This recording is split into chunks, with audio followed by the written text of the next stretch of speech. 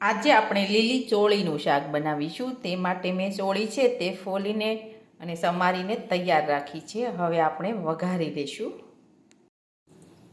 હવે આપણે શાક વઘારવા માટે તેલ છે તે ગરમ કરવા મૂકીશું.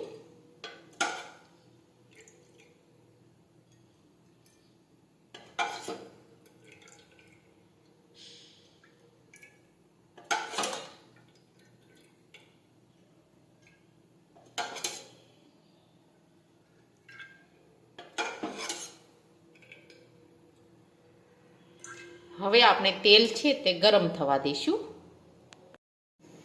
હવે આપણું તેલ છે તે ગરમ થઈ ગયું છે. હવે આપણે તેમાં રાઈ અને જીરું નાખી દઈશું. હવે આપણે તેમાં ચોળી નાખી દઈશું.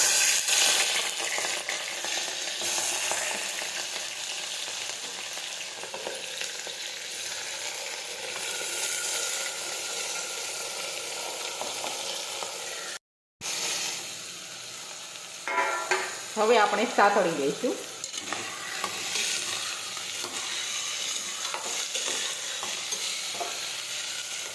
હવે આપણે બધા મસાલા છે તે નાખી દઈશું.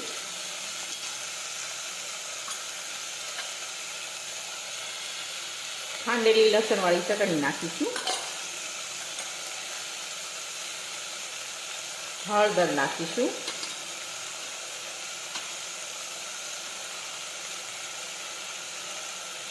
ચટણી નાખીશું.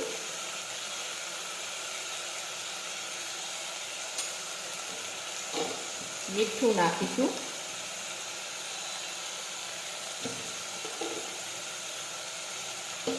થોડી ખાંડ નાખીશું. હવે આપણે સાતળી લઈશું.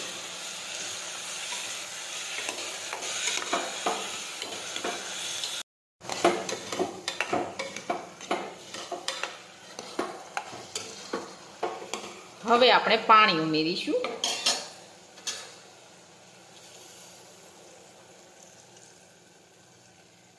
હવે આપણે કુકરનું ઢાંકણ છે તે બંધ કરી દઈશું. હવે આપણે સડવા દઈશું. હવે આપણું શાક છે તે સડી ગયું છે. હવે આપણે ગેસ છે તે બંધ કરી દઈશું. હવે આપણું ચોળીનું શાક છે તે સડી ગયું છે. હવે આપણું ચોળીનું શાક છે તે એકદમ સરસ બનીને તૈયાર થઈ ગયું છે. અને અમારો આ વિડીયો ગમે તો મારી જેકે કુકિંગ્સ એન્ડ હેન્ડવર્ક ચેનલને લાઈક કરો, શેર કરો અને સબસ્ક્રાઈબ કરો.